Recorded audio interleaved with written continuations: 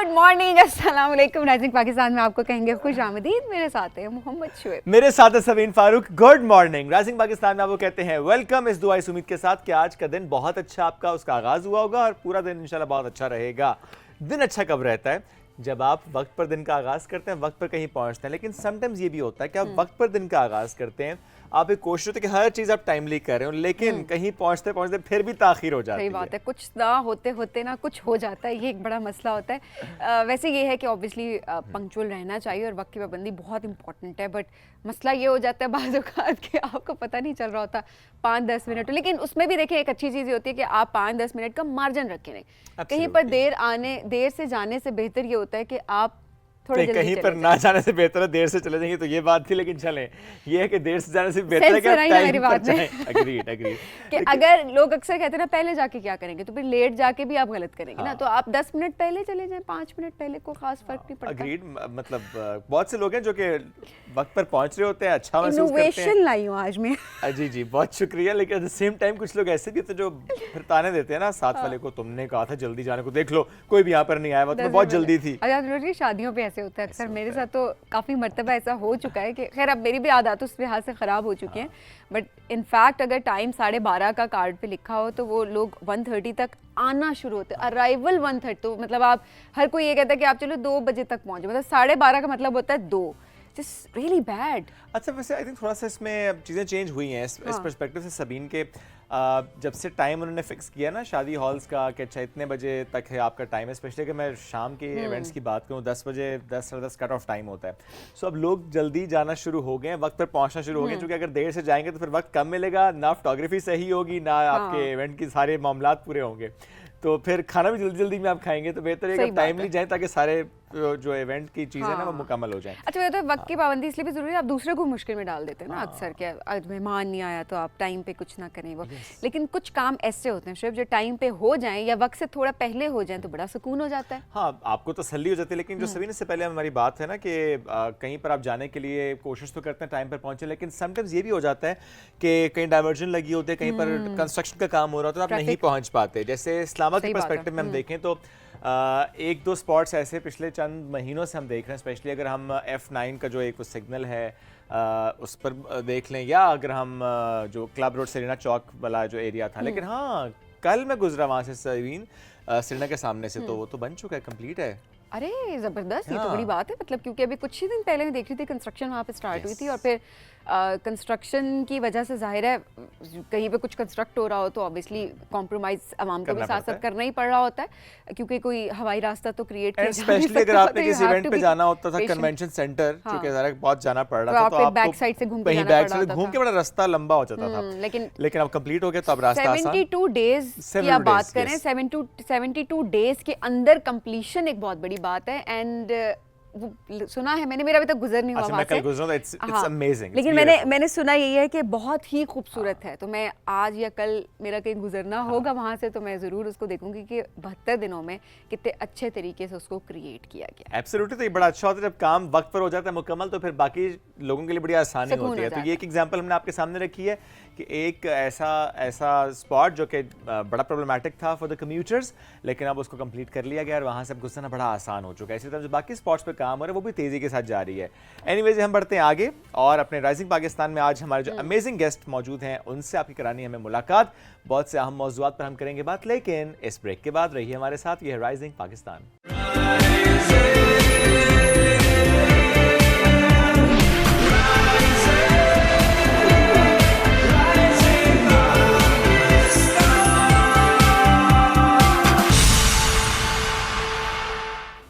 Welcome back जी। Rising Pakistan में आपको कहेंगे खुश आमदीद, और आज आपकी मुलाकात करवाने जा रहे हैं हम एनिमल राइट्स एक्टिविस्ट से।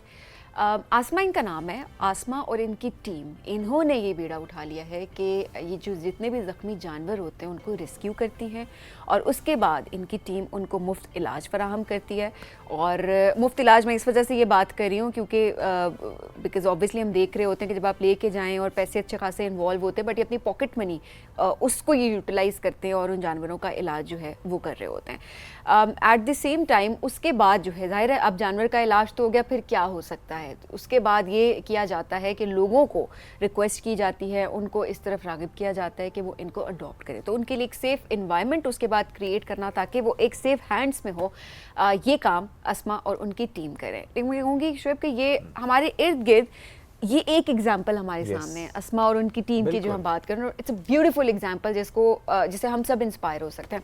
ऐसे हमारे इर्द गिर्द कितने लोग हैं जो कि इस तरह का काम कर रहे हैं और वाकई जिनको देख के आपका दिल खुश होता है, आपको बहुत ज़्यादा खुशी हो रही होती है। एब्सोल्युटली, और स्पेशली सबीन हम अगर ऐसे इलाकों की बात करें कि जहाँ पर काम उस तरीके से नहीं हो रहा, जैसे कि हम अक्सर देखते हैं कि जैसे मज़ाफ़ाती इलाके वहाँ पर उस तरीके से काम नहीं हो रहा होता, तो जिस तरह से लाहौर के मज़ाफ़ाती इलाकों में स्पेशली अदरवाइज़ पूरे लाहौर में जिस तरह से इनकी टीम काम कर रही है, आज हम इस मौजू पर गुफ्तगू करेंगे। एंड स्पेशली ये जो अक्सर एक शिकायत होती है ना, मुझे कुत्ते ने काट लिया, ये कुत्ता कब काटता है? जब उसको छेड़ा जाता है। ये जो हमारे बच्चों को हम गाइड प्रॉपर्ली नहीं कर रहे ना कि अच्छा को एग्जिस्टेंस क्या है, अगर आप बाहर निकलते हैं तो आपने कैसे ख्याल रखना है, बाकी मखलूक का कैसे ख्याल रखना है, ये बड़ा इंपॉर्टेंट मौजू है।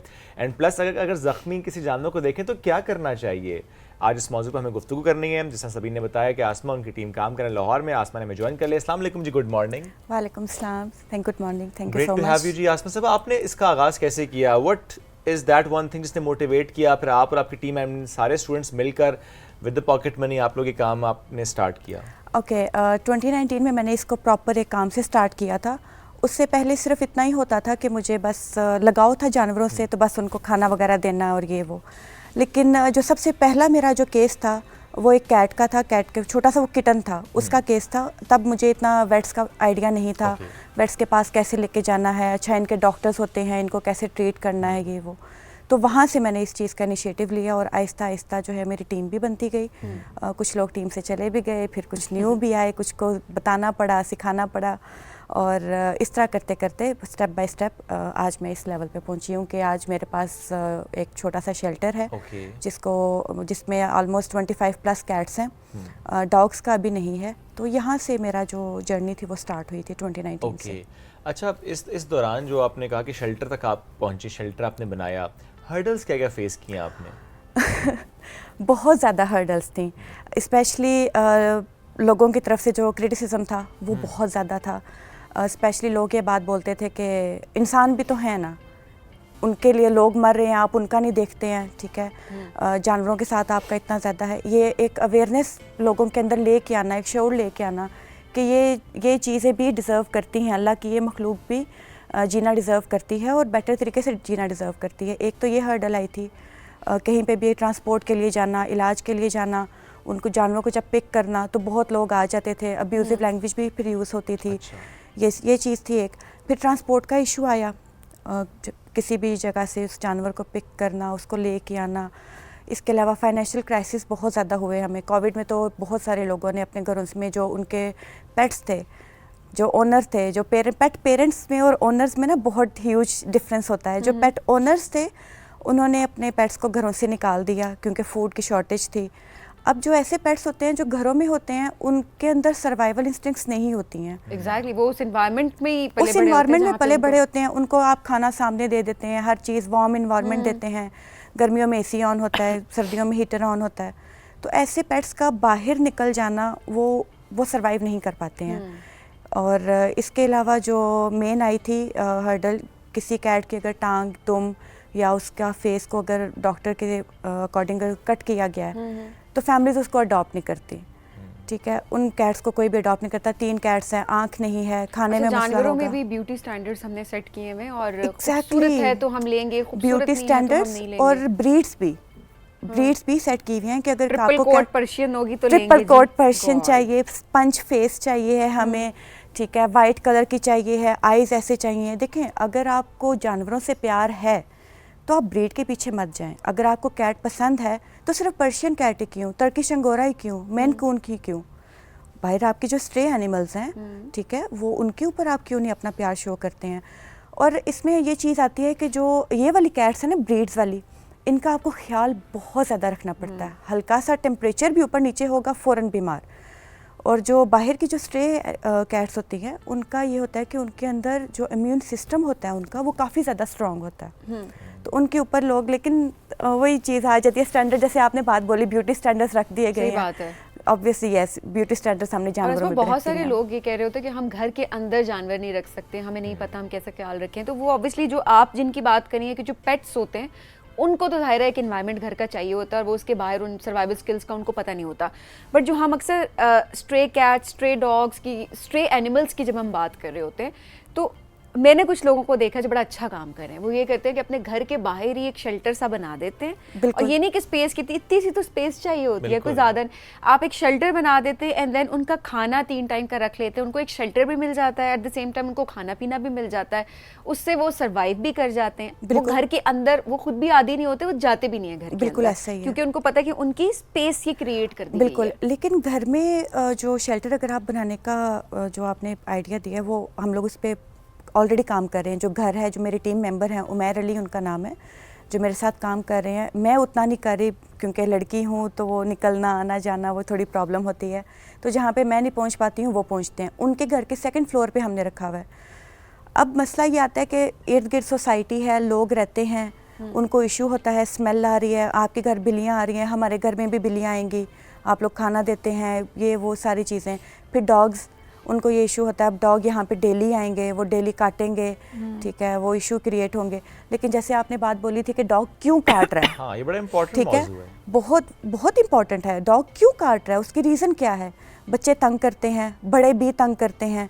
मैंने खुद बहुत सारे लड़कों को देखा है, जब डॉग गुजर रहा होता है, जानबूझ के बाइक का जो है वो हॉर्न बजा देते हैं। उसको ट्रिगर आप करेंगे तो आपको काटेगा, अदरवाइज अगर आप खामोशी से गुजर रहे हैं, कुछ भी नहीं कहता। कुछ भी नहीं कहता डॉग, ठीक है। और फिर इसके अलावा कुछ लोग तो वैसे ही बहुत ज़्यादा प्रिटेंड कर देते हैं कि जानवर ने पता नहीं उनके साथ क्या कर दिया, ठीक है। जब आप अपने अंदर पॉजिटिव वाइब्स लेके आएंगे तो जानवर उस पॉजिटिव वाइब को रिकग्नाइज करते हैं। जब जहाँ पे आप उनके साथ थोड़ा सा हार्श होंगे तो ऑब्वियसली इंसान भी तो हार्श होते ही हैं। तो वो ये इनोसेंट एक अल्लाह ताला की मखलूक है, तो लेकिन ये अस्मा, डिजर्व इज नहीं इट करती। पॉसिबल कि कभी ऐसे भी होता है ना, हम ये कह रहे होते हैं कि आप सिर्फ गुजर रहे हैं, कोई आपने कुछ किया भी नहीं है और एक कुत्ता आपके पीछे लग गया है, ये हम अक्सर देख रहे होते हैं। अच्छा, मेरे भाई के साथ लिटरली, अब लोग हंसे ना इस बात पे, बट मैंने पहले भी स्टोरी बताई थी, कोई मजाक की बात नहीं है, अल्लाह सबको महफूज रखे। बट मेरा भाई गुजर रहा था एंड देन साथ एक डॉग था एंड लिटरली उसने कुछ नहीं किया, बिकॉज वो है भी नहीं इस तरह का, वो सिर्फ साथ से गुजर रहा था, उसने उसकी टांग पे काट लिया, तो बहुत बुरा। उसके बाद इंजेक्शन एंड पूरा ट्रीटमेंट हमें कंप्लीट बिल्कुल। करवाना पड़ा, बस उसने कुछ किया नहीं था। लेकिन किसी और ने जरूर किया होगा यही ना। वाली बात मैं कहना चाह रही हूँ। बिल्कुल, देखिए उस जानवर के अंदर ट्रस्ट खत्म हो चुका होता है।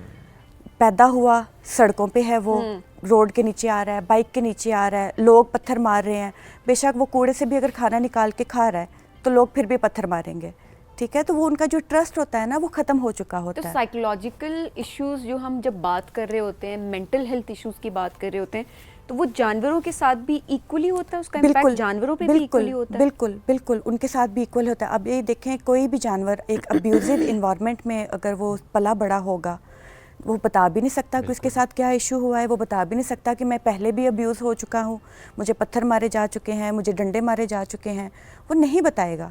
तो ये चीज़ बहुत ज़्यादा मैटर करती है, स्पेशली डॉग्स में। कैट्स तो वैसे ही बहुत ज़्यादा सेंसिटिव होती हैं, लेकिन उनका ट्रस्ट डेवलप करना थोड़ा सा ईजी होता है। डॉग्स का ट्रस्ट डेवलप करना वो थोड़ा सा मुश्किल होता है। बिल्कुल। अच्छा, आपकी टीम ने कुछ पिक्चर्स भी शेयर की थी, हम ज़्यादा दिखा तो नहीं सकते, वो ज़ख्मों की नोयत ऐसी उन जानवरों की, लेकिन मैं बात इसलिए रख रहा हूँ ताकि हम आपके तवज्जुह से नाज़रीन तक पहुँचा भी सकें कि जिन जानवरों का आपने रेस्क्यू किया, कोई ऐसे केसेस जो आप शेयर कर सकें कितनी बुरी हालत में थे। ओके, इसमें मोस्टली जो हमारे पास केसेस आते हैं वो एक्सीडेंट से रिलेटेड आते हैं, और बाद में जब उनकी सर्जरी वगैरह की जाती है तो उनकी हमारे पास ऑप्शन ही होता है कि उनकी लेग्स काट दी जाएँ, बिल्कुल पैरालाइज हो चुके होते हैं। फिर कुछ डॉग्स की हमारे पास आई थी कि जिन्होंने उनको अबेंडन किया, लेकिन अबेंडन ऐसे किया कि उनको जंजीर से बांध दिया। अब डॉग कोशिश करेगा उससे निकलने की, उसको भूख भी है, भाई अगर आप अबेंडन कर रहे हो नो इशू, बट आप उसको खुला छोड़ दो ताकि वो अपने लिए कुछ खाने पीने का अपना वो अरेंज कर सके। वो जब अपनी कोशिश करेगा, वो उसके गर्दन पे उसकी वो काफ़ी वो हार्श होती जाएगी, फिर उसमें मैगट्स पड़ जाते हैं, जो कीड़े जिसको हम कहते हैं, वो कीड़े पड़ जाते हैं, वो आहिस्ता आहिस्ता वो उसकी बॉडी के अंदर चले जाते हैं। और कैट्स की मोस्टली आती है हमारे पास डिहाइड्रेशन की, वो उसके मुंह से फिर ब्लीडिंग आना शुरू हो जाती है। एक टाइम ऐसा आता है कि कैट्स इतनी ज़्यादा डिहाइड्रेट हो जाती हैं कि उनके मुंह से ब्लीडिंग हो जाती है। इसके अलावा जो नॉर्मल बीमारियां होती हैं किसी कैट को या डॉग को, कैंसर हो जाना या उनके जो किडनीज़ हैं लिवर है वो डैमेज हो जाना, इसके अलावा और इनमें ये कैसे पता चलता है कैंसर या लिवर? ये वेट्स के पास लेके जाते हैं ओके। और वो फिर पूरा इनका स्कैन करते हैं, जैसे ह्यूमन बॉडी का स्कैन होता है, क्योंकि ह्यूमन बॉडी में और एनिमल्स की बॉडी में कुछ ज़्यादा डिफरेंस नहीं होता। तो वो पूरा स्कैन करते हैं, उनका ब्लड टेस्ट भी होते हैं इनके, ठीक है, यूरिन टेस्ट भी होते हैं, हर एक चीज़ वो चेक करके देन फिर वो रिपोर्ट तैयार करते हैं, डायग्नोसिस होता है प्रॉपर, उसके बाद इनका ट्रीटमेंट स्टार्ट होता है। इसके अलावा कुछ जो घरों से अबेंडेंड कैट्स होती हैं, उन कैट्स को आदत होती है कि घर वाले ही जो उनके पेट पेरेंट्स होते हैं वो कान वगैरह साफ़ करते हैं, उनके नेल्स भी ट्रिम करते हैं। अब जब वो बाहर आती हैं वो कान साफ़ नहीं होते हैं और उनको आदत नहीं होती है, और वो उनके कानों में आहिस्ता आहिस्ता वो कीड़े पड़ते हैं, वो कीड़े उनको अंदर ही अंदर वो करते हैं और ब्लीडिंग होती है। अच्छा, लोगों को शौक बड़ा होता है रखने का ना, कि हम जी बिल्ली पालें, हम कुत्ता पालें, मतलब पेट्स रखने का शौक है, लेकिन पता ही नहीं है कि ख्याल कैसे रखना है, बेसिक नॉलेज ही नहीं है उनके बेसिक नॉलेज नहीं होती है। बिल्कुल, अगर आप प्लान कर भी रहे हैं डॉग रखने का, तो पहले आप स्ट्रे एनिमल से स्टार्ट करें कि क्या आप जिम्मेदारी ले सकते हैं, ठीक है। किसी स्ट्रे एनिमल को ही आप 2 से 3 टाइम का आप खाना दे दें। अगर आपको फील होता है कि आप उस चीज़ की जिम्मेदारी ले सकते हैं, गो फॉर इट, बिल्कुल ऐसे ही है, ठीक है। लेकिन उससे पहले आप किसी वेट के पास जाएं, आप अपनी पर्सनालिटी अपने वेट को बताएं कि मेरी ये पर्सनालिटी है तो मुझे किस तरह की कैट सूट करेगी, किस तरह का डॉग सूट करेगा, ठीक है। वो जो आपको बोलेगा वो फिर आप वो लें। फिर इनकी मंथली जो चेकअप होता है वो होता है, इनकी कानों की डीप क्लीनिंग होती है, उनके नेल्स ट्रिम होते हैं, शावर होता है। 2 से 3 माह के बाद इनकी होती है डिवर्मिंग। डिवर्मिंग जो पेट में कीड़े पड़ जाते हैं, क्योंकि ये खाती सिर्फ गोश्त हैं ये जानवर, तो जो डिवर्मिंग होती है वो उनके पेट में जो कीड़े हो रहे होते हैं उनको वो रोक लेती है। फिर इनकी वैक्सीन्स, मैं मोस्टली यही मेरी कोशिश होती है कि एटलीस्ट रेबीज़ की जो वैक्सीन है वो सबसे पहले लग जाए, बाकी वैक्सीन और सालाना जो उसके बूस्टर लगते हैं वो लगते रहें। सबसे मेन चीज़ उसकी वैक्सीन जो रेबीज़ की है वो सबसे पहले उसको लग जाए, ताकि आपने, क्योंकि आपने खुद को भी महफूज रखना है। हल्का सा उनका अगर दांत लग जाता है, या क्योंकि कैट्स में पेटिंग अग्रेशन होता है, अगर आप कैट्स को ज़्यादा लाड कर रहे हैं ना, तो उनके अंदर वो एक चीज़ आती है कि मैं खा जाऊँ अपने ओनर को ना, तो वो उसको पेटिंग अग्रेशन कहते हैं, और वो क्यूट होता है। उस दौरान अगर आपको कोई बाइट लग गया है या कुछ भी, तो वो आप खुद को भी सेव करो, इसलिए आप लोग उस पे बड़ा फोकस करें कि उसके वैक्सीन हों। जो अडॉप्ट करने की हम बात करते हैं, सबीन ने जैसे जिक्र किया कि आप लोग तरगीब देते हैं कि लोग अडॉप्ट करें। कल्चर कितना आम हुआ है स्पेशली इस मामले में कि कोई आपसे रब्ता करे कि अच्छा ये जिसको आपने रेस्क्यू किया था अब इसकी हालत कुछ बेहतर हुई है तो अब मैं इसका ख्याल रखता हूँ। ओके सर, इसमें तो यंगस्टर्स जो हैं वो तो नहीं आते हैं बीच में। उनको एक परफेक्ट कैट चाहिए होती है जो चले, खाए पिए, अपना सारा कुछ वो इजीली करे, या डॉग भी। जो जिन कैट्स की दुम नहीं है या खाने में प्रॉब्लम है या उनकी 2 टांगे या 1 टांग नहीं है, उनको अडॉप्ट करती है मोस्टली विडोज़। अच्छा। चाहे वो मेल हों या फीमेल हों, वो जो अपनी एक सर्टेन एज में होते हैं, अगर उनके पास फैमिली नहीं है, बच्चे नहीं हैं, तो वो उनको ईजीली अडॉप्ट कर लेते हैं। वहाँ पे ये लोग काम आते हैं हमारे। फिर उनका सर्कल भी होता है उन औरतों का या उन मर्दों का, वो लोग उनको अडॉप्ट करते हैं। और आप लोग वैसे जब कोई अडॉप्ट करते हैं बाद में चेक भी करते हैं कि अच्छा कैसी है, कैसा ख्याल सर, रखा हुआ है? प्रॉपर पेपर वर्क होता है। अच्छा। प्रॉपर पेपर वर्क होता है, उसमें मेंशन किया जाता है हम लोगों ने कि अगर डॉग बीमार होता है या कैट बीमार होती है, आप हमें बताएंगे, हम लेके जाएंगे, ठीक है। बाकी जो नॉर्मल आपने इसको वेट के पास लेके जाना है, हल्का फुल्का फीवर हुआ, वो आपकी मर्जी है, ठीक है, मंथली चेकअप। लेकिन अगर कोई मेजर इशू हो जाता है, वॉमिट्स हो रही हैं जो नहीं कंट्रोल में आ रही हैं, तो या डायरिया हो रहा है, वो फिर आप हमें कांटेक्ट करें। या फिर अगर वो बोलते हैं कि हम खुद लेके जाएंगे, तो हम उनको वेट का बता देते हैं, आप इस वेट के पास ले जाएं। ये इस चीज़ में अच्छा है, क्योंकि वेट्स के भी कुछ वेट्स होते हैं वो सर्जरी में बहुत अच्छे होते हैं, कुछ डायग्नोसिस में बहुत अच्छे होते हैं, तो वो फिर हम उनको रेकमेंड कर देते हैं कि आप वेट के पास जाएं। क्लिनिक्स हैं वो भी हम देख रहे हैं बड़े काम में इतने ज़्यादा आपको नज़र नहीं आ रहे होते। जिस तरह अगर आप एक कम्युनिटी की बात करें, उस कम्युनिटी के अंदर 1, 2 या 3 तो होने चाहिए जिसमें इमरजेंसी होती है, क्योंकि देखें उनका भी टाइमिंग से इतने से इतने बजे तक बैठेंगे, वीकेंड्स पे बैठेंगे, उसको एक पार्ट टाइम जॉब के तौर पे हम देख रहे हैं कि लिया जा रहा होता है ज़्यादातर, बट ऑब्वियसली फुल टाइम भी लोग काम कर रहे हैं। बिल्कुल ऐसा ही है। एंड देन अगर कोई इमरजेंसी हो रही है तो यू डोंट नो कि आपने कहाँ लेके जाना है, और जब तक आप सर्च कर रहे होते हैं ऑब्वियसली जो पेट है, जो भी जानवर है, वो सर्वाइव नहीं कर पाता। बिल्कुल। लाहौर में ऑनेस्टली मैं सिर्फ एक क्लिनिक को जानती हूँ जो 24/7 ओपन होता है, पूरे लाहौर में मैं फ़िलहाल एक को जानती हूँ, हो सकता है कि और भी हों, लेकिन मैं सिर्फ एक को जानती हूँ। बाकी जो सिटी है वहाँ पे पेट्स के जो क्लिनिक हैं वो काफ़ी ज़्यादा हैं। इशू आता है जो थोड़े सिटी से हट के हैं या देहात के इलाके हैं, वहाँ पे इशू ज़्यादा आता है। और अगर किसी को नहीं समझ में आ रहा तो यूनिवर्सिटीज़ भी तो हैं, वहाँ पे जो है वो गवर्नमेंट यूनिवर्सिटीज़ होती हैं जो वेट की होती हैं, आप वहाँ पे ले जाएं, वो कोई इशू नहीं है।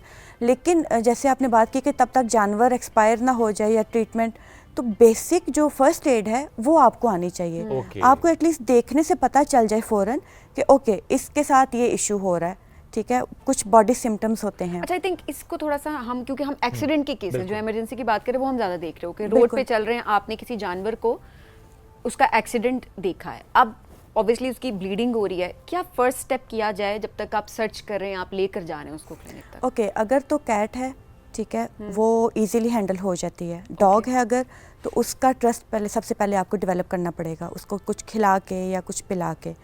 फिर आपने ये देखना है कि कोई जो उसकी बोन है वो तो नहीं ब्रेक हुई हुई, उसके अकॉर्डिंग फिर आपने उसको उठाना है।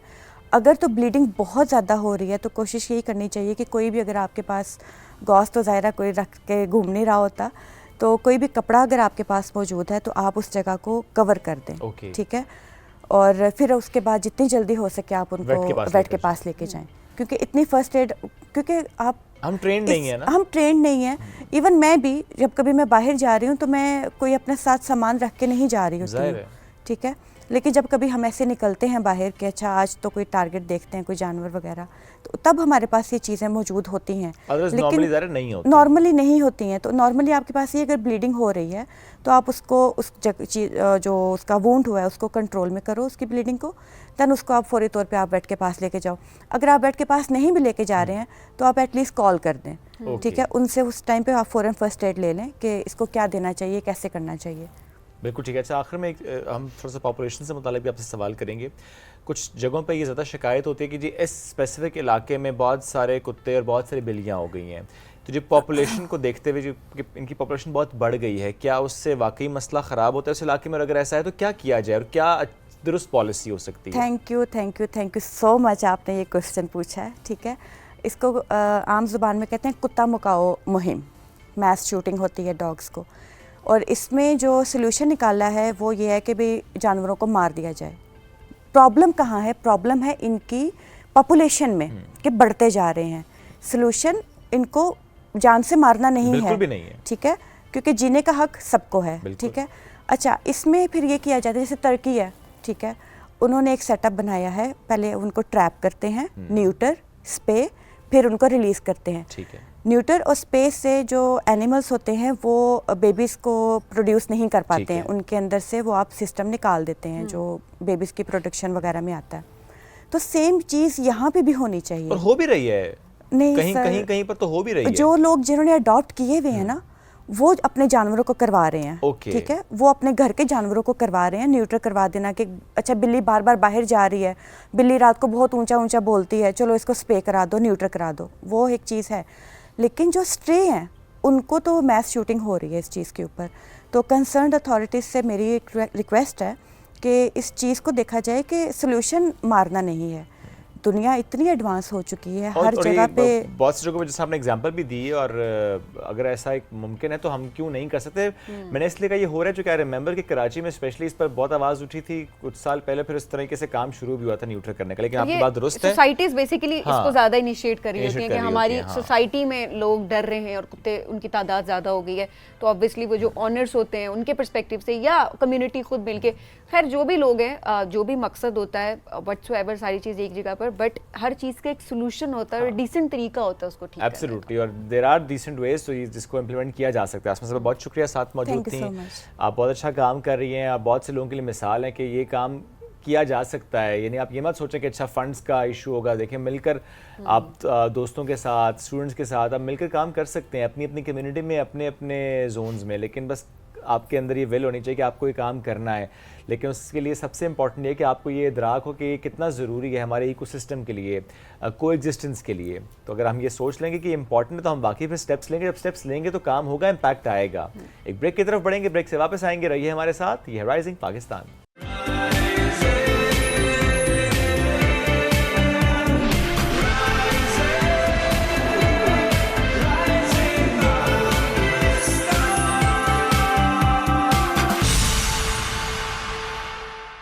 Welcome back. वक्त के साथ साथ ज़िंदगी में कितनी सहूलत सी आई है।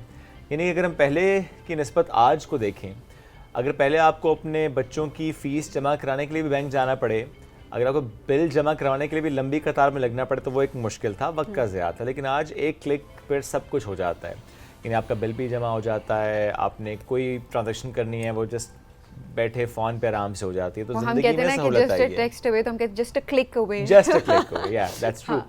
लेकिन इसके साथ इसके कुछ चैलेंजेस भी तो सामने आए, क्योंकि जब हम सिक्योरिटी के पर्सपेक्टिव से देखते हैं तो पहले तो ये एहसास होना कि नहीं इट्स सेफ एंड सिक्योर, ये बड़ा इंपॉर्टेंट था। मैं आज भी कुछ ऐसे लोगों को जानता हूँ, स्पेशली अगर हम सीनियर सिटीजन्स की बात करें, उनको नहीं एतबार आता डिजिटल बैंकिंग पे। वो भी कहते हैं नहीं, हम ATM नहीं रखते, हम चेकबुक ही रखते हैं, हम चेकबुक के थ्रू ही जाते हैं। ऐप डाउनलोड नहीं करते, ऐप डाउनलोड नहीं करते कि हमारा फोन हैक हो जाए तो उसके बाद क्या हो। बहुत सारे कंसर्न्स हैं जो कि मेरा ख्याल है हर किसी के माइंड में आ ही रहे होते हैं, लेकिन चलें हम यूज्ड टू इतना ज़्यादा हो जाते हैं एंड वी नो कि हम हर लिहाज से खुद उसकी सिक्योरिटी को, अपनी प्राइवेसी को इतना अच्छा कर दें, इतना स्ट्रॉन्ग कर दें कि इस चीज़ का डर निकल सके। कहीं ना कहीं आप जितनी मर्जी स्ट्रॉन्ग कर लें, माइंड में एक चीज़ रहती ज़रूर है कि अच्छा किसी ना किसी तरह से खुदा ना खास्ता आपका जो अकाउंट है वो हैक हो सकता है आपकी ऐप के थ्रू। तो क्या किया जाए ऐसे नुकसान से बचने के लिए, ये मौजूद तो रखेंगे, लेकिन अदरवाइज पाकिस्तान के पर्सपेक्टिव में डिजिटल बैंकिंग कितना इसका स्कोप इंक्रीज हुआ है, कितनी मार्केट इसने कैप्चर की है। तो digital banking and micro finance, आज इस मौजूद पर बात करने के लिए फाइनेंशियल एक्सपर्ट हैं एहसन मुमताज़ मलिक साहब हमें ज्वाइन किया। एहसन साहब बहुत शुक्रिया। अस्सलाम जी, आपका बहुत शुक्रिया कि आपने इनवाइट किया अपने प्रोग्राम में। सर बहुत शुक्रिया, और इतने इंपॉर्टेंट टॉपिक के ऊपर बात करने का मौका दिया आपने। Sir let's start with digital banking. तो बहुत से लोगों को अभी भी नहीं पता डिजिटल बैंकिंग एग्जैक्टली क्या है, चूँकि आप हैं तो सारे बैंक डिजिटली, बट फिर भी हमारे इंट्रोडक्शन के लिए what is digital banking? Basically बहुत आसान अल्फाज में अगर हम बात करें तो जो डिजिटल बैंकिंग है, मुख्तलिफ इलेक्ट्रॉनिक डिवाइसेस को इस्तेमाल करते हुए, इलेक्ट्रॉनिक चैनल्स को इस्तेमाल करते हुए हम बैंकिंग सर्विसेज का फ़ायदा उठाते हैं। तो ये डिजिटल बैंकिंग है। अब डिजिटल बैंकिंग में आप अकाउंट ओपनिंग से लेके, फाइनेंशियल ट्रांजैक्शन से लेके और अपना बैलेंस चेक करने तक और अपने यूटिलिटी बिल्स को पे करने तक, ये सारी चीज़ें डिजिटल बैंकिंग में आ जाती हैं। उसके अंदर हमने एक बात की इलेक्ट्रॉनिक चैनल्स की। इलेक्ट्रॉनिक चैनल्स हैं क्या? इलेक्ट्रॉनिक चैनल्स के अंदर ये आपका जो मोबाइल फ़ोन ऐप्स हैं, आपका इंटरनेट है, और इसके अलावा डिफरेंट ऐप्स हैं, आपका फैक्स मशीन्स हैं, इवन ATM मशीन्स हैं, ये सारी चीज़ें डिजिटल बैंकिंग के अंदर आ जाती हैं। और एक क्लाइंट अपने फ़ोन को इस्तेमाल करके, इंटरनेट को इस्तेमाल करके अपने अकाउंट तक एक्सेस हासिल करता है और उसको इस्तेमाल करता है, ट्रांजैक्शन करता है। ये सारी चीज़ें बेसिकली डिजिटल बैंकिंग है। लेकिन इसमें एक चीज़ मैं आपको बता दूं कि डिजिटल बैंकिंग और ऑनलाइन बैंकिंग में भी फ़र्क है। अच्छा, जो डिजिटल बैंकिंग है, online banking, mobile phone banking उसका पार्ट है डिजिटल बैंकिंग का। डिजिटल बैंकिंग की जो टर्म है बहुत वास्ट है। डिजिटल बैंकिंग यूज़ करते हुए आप लोन्स के लिए अप्लाई कर सकते हैं, जो बैंक्स की एडवाइजरी सर्विसेज हैं उसको आप इस्तेमाल कर सकते हैं। तो ये सारी चीज़ें जो है डिजिटल बैंकिंग में आती हैं। ऑलराइट, फ़ायदे ज़्यादा हैं या कुछ नुकसान भी हैं? डिजिटल बैंकिंग तो मैं समझता हूँ कि नीड ऑफ द टाइम है। जैसे आप राइजिंग सन को अवॉइड नहीं कर सकते, आप राइजिंग पाकिस्तान को इग्नोर नहीं कर सकते, वैसे आप डिजिटल बैंकिंग को आजकल के दौर में आप इग्नोर नहीं कर सकते और उसके साथ लेके चलना बड़ा ज़रूरी है। जहाँ तक फ़वाइद का ताल्लुक है तो देखें, सबसे बड़ा फ़ायदा इसमें यह है कि आपका वक्त का ज़िया नहीं होता इसके अंदर, और जस्ट आपके हाथ के अंदर आपका सारा बैंक मौजूद है। आपने किसी भी वक्त कोई भी ट्रांजैक्शन करनी है जो आपके जहन में नहीं रहा था, क्योंकि आजकल शेड्यूल इतने बिजी हैं कि बहुत सारी चीज़ें आपके जहन से निकल जाती हैं। तो आपको जब भी कोई भी चीज़ याद है, क्योंकि मुझे याद है कि एट टाइम्स ऐसे होता है कि बिल की आखिरी तारीख आ जाती है और आपको याद नहीं होता, और या आपके बैंक में पैसे नहीं होते, शाम को पैसे हैं आपके अकाउंट में, तो आप क्या करें? That's the best solution. पहले कर लें। एब्सोल्युटली। ऐसे अगर आपने ऑनलाइन शॉपिंग करनी है और कोई चीज़ आपको पसंद आ गई है तो आप बैठे बैठे उसको आपको वक्त ज़ाय करने की ज़रूरत नहीं है इसमें, बिकॉज बड़ा मशहूर मकूला है कि टाइम इज़ मनी। तो लेकिन इसमें हम दूसरा एक पर्सपेक्टिव ये है कि जो बैंकिंग सेक्टर है उसका भी इसका बहुत फ़ायदा है। फिजिकल ब्रांचेस को कम करने का मौका मिलता है, ह्यूमन रिसोर्सेज को एफिशिएंटली इफेक्टिवली इस्तेमाल करने का मौका मिलता है। कॉस्ट कटिंग है फाइनेंशियल इंस्टीट्यूशंस के लिए। इसके नुकसानात इसके अगर हम देखें तो देखें, हर चीज़ का फ़ायदा और नुकसान तो होता है। अगर कोई भी चीज़ आप इस्तेमाल करते हैं और अगर आप उसमें एहतियात नहीं बरतते तो कुछ सर्टन उसके जो है ना वो नुकसानात होते हैं उसके अंदर। इसका जो सबसे बड़ा प्रॉब्लम लोग फेस करते हैं वो हैकिंग है और डेटा ब्रीचिंग है। लोग आपका डेटा जो है वो एक्सेस कर सकते हैं इसके अंदर। और इसके अलावा ये है कि आपको कुछ केसेस के अंदर आपको रसाई जो है वो नामुमकिन बना दी जाती है अपने अकाउंट के ऊपर या अपने डिजिटल वॉलेट के ऊपर। तो फिर आपको रैंसम पे करना पड़ता है उसके ऊपर आपको, और इस तरह की चीज़ें। लेकिन इसमें मैं आपको एक चीज़ बताऊँ, देखें जैसे इलेक्ट्रिसिटी है, बहुत आसान सी मिसाल है, इलेक्ट्रिसिटी है, और हम समझते हैं कि आजकल की दुनिया में इसके बगैर तो हमारा सर्वाइवल ही नहीं है। लेकिन अगर आप इलेक्ट्रिसिटी को एहतियात से इस्तेमाल नहीं करेंगे तो आपके जितने इलेक्ट्रॉनिक अप्लाइंसेस हैं वो भी ख़राब करेगी, आपकी ज़िंदगी के लिए भी ख़तरनाक है। तो बिल्कुल ऐसे ही है, अगर आप डिजिटल बैंकिंग को इस्तेमाल करते हैं और ये इसके बेशुमार फ़वाइद हैं, आपके लिए बहुत कन्वीनियंट है, साथ ही अगर आप इसको अपने पासवर्ड्स को सिक्योर नहीं करेंगे और इसके अलावा आपका डाटा शेयरिंग, आप गैर ज़रूरी तौर पर डाटा शेयरिंग करेंगे तो डेफिनेटली इसका नुकसान होगा। अच्छा, ये वैसे वाकई आपने एक अच्छी बात बताई कि डरना जो है वो सोल्यूशन नहीं है, सोल्यूशन यही है कि आपने किस तरह से उसकी सिक्योरिटी को मिटिगेशन कैसे करनी है। सो ये इंपॉर्टेंट चीज़ है। बट ऑब्वियसली एक आईटी एक्सपर्ट और ओवरऑल आपका अपना बैंक भी आपको जब आप जाते होंगे आपको लिहाज से वो बहुत सारी चीज़ें आपको गाइड भी कर देते हैं, वो आपको पता भी होगा। सो पाकिस्तान में क्या आप अभी भी लोग डरते हैं या रुझान आपको लगता है कि बढ़ता जा रहा है? ऑब्वियसली इसका इकोनॉमी पे भी क्या इम्पैक्ट आता है? देखिए, पाकिस्तान के अंदर डिजिटल बैंकिंग का जो एक ट्रेंड है वो स्टार्ट हुआ कोविड-19 से। कोविड-19 जब आया तो लोग अपने घरों से, आपको पता है कि बाहर निकला उनके लिए महाल हो गया, अपने बैंकों तक रसाई महाल होगी, इवन आप अपने कारोबारों पर भी नहीं जा सकते। लेकिन ये कोविड-19 एक इतना बड़ा पैराडाइम शिफ्ट था कि इसमें आप देखते हैं कि आपका जितने भी कारोबारी ट्रेंड्स हैं, जितने भी शॉपिंग ट्रेंड्स हैं, वो सब तब्दील हो गए। अब बहुत सारे कारोबार अब आप देखते हैं, उनके आप अगर देखें कारोबारी लोगों के विजिटिंग कार्ड्स, पहले उसके ऊपर फ़ोन नंबर होते थे और उसके ऊपर विजिटिंग एड्रेसेस होते थे, तो अब वेबसाइट का एड्रेस होता है उसका। बिल्कुल। उनकी जो इलेक्ट्रॉनिक शॉप है उसका एड्रेस होता है। तो अब हर चीज़ आपकी शिफ्ट हो गई है इंटरनेट के ऊपर। ऐसे ही लोगों ने जब देखा कि उनकी रसाई मुश्किल है ट्रांजैक्शंस तक, तो उन्हें डिजिटल बैंकिंग यूज़ करना स्टार्ट कर दी उसके अंदर। तो यहाँ से पाकिस्तान के अंदर एक ट्रेंड स्टार्ट हुआ। लेकिन हम ये देख रहे हैं कि जितनी भी नौजवान नस्ल है जो अब यूनिवर्सिटीज़ में हैं, कॉलेजेस में हैं, जिनको इंटरनेट इस्तेमाल करते हुए इतनी दिक्कत का सामना नहीं होता, वो प्रेफर करते हैं कि आप डिजिटल बैंकिंग के थ्रू पेमेंट्स करें। और थोड़ा सा हमारी कौम के अंदर काहिली सुस्ती का आंसर भी है, तो हमारी कोशिश होती है कि हम बैठे बैठे सारी ट्रांजेक्शंस कर दें, टाइम भी तो बचाते हैं। लेकिन इसमें कुछ सर्टेन चैलेंजेस भी हैं, मैं आपको बताऊँ। डिजिटल बैंकिंग के फ़रोग में जो हमें प्रॉब्लम देखनी इस टाइम पड़ रही है वो उसमें ये है कि सबसे पहली चीज़ तो ये है कि इसके फ़रोग के लिए आपका इंटरनेट की फ़राहमी, बिला तअत्तुल फ़राहमी बहुत ज़रूरी है। ज़्यादातर लोगों को एक्सेस होनी चाहिए इंटरनेट तक। फिर इसकी जो फ़राहमी है वो बिला तअत्तुल होनी चाहिए ताकि लोगों को प्रॉब्लम ना हो। जब ये आपने प्रोग्राम के शुरू में बात की कि एक बंदा ट्रांजैक्शन करता है और इंटरनेट की एक्सेस ख़त्म हो जाती है, तो आपके अकाउंट से तो पैसे निकल गए, दूसरे अकाउंट तक भी ना पहुँचे, तो लोग वहाँ पे परेशान हो जाते हैं और लोग समझते हैं कि हमारा तो फाइनेंशियल लॉस हो गया, क्योंकि लोगों को उसकी रेमेडीज़ का भी आइडिया नहीं है और लोगों को उस प्रोसेस का आइडिया नहीं है कि कैसे हमने अपने पैसों को जो है ना वो वापस लेके आना है। तो ये चीज़ें इसमें। दूसरी बड़ी चीज़ ये है कि हुकूमती इदारों को और फाइनेंशियल इंस्टीट्यूशंस को ये चाहिए कि जो भी उनके पास इंफॉर्मेशन के रिसोर्स अवेलेबल हैं, उनके ज़रिए से, चाहे सोशल मीडिया है, इलेक्ट्रॉनिक मीडिया है, प्रिंट मीडिया है, और उसके बाद फिर एजुकेशन इंस्टीट्यूशंस में सेमिनार्स करवा के लोगों को एजुकेट करके जितनी आप ज़्यादा लोगों को तरगीब देंगे उतना ही उनको शऊर आएगा, उनको कॉन्फिडेंस आएगा। ये चीज़ बहुत ज़रूरी है इसके अंदर। तो ये है इसमें। लेकिन थोड़े से अवेयरनेस के पर्सपेक्टिव से कौन कौन से ऐसे मामला हैं जिस पे हम लोग सही तरीके से ध्यान नहीं देते और फिर हमारा नुकसान होता है when it comes to digital banking? देखिए, सबसे बड़ी प्रॉब्लम ये है कि डाटा शेयरिंग। जो हैकर्स हैं वो मुख्तलिफ़ तरीक़ों के ज़रिए कोशिश ये करते हैं कि आपसे through emails, through telephone calls आपसे इंफॉर्मेशन आपकी ले ली जाए, और जब आप उनको एक दफ़ा इंफॉर्मेशन प्रोवाइड कर देते हैं तो चाहे वो आपकी पर्सनल इंफॉर्मेशन हो, चाहे वो आपके पासवर्ड्स हों, वो फिर किसी भी तरह से उसको इस्तेमाल कर सकते।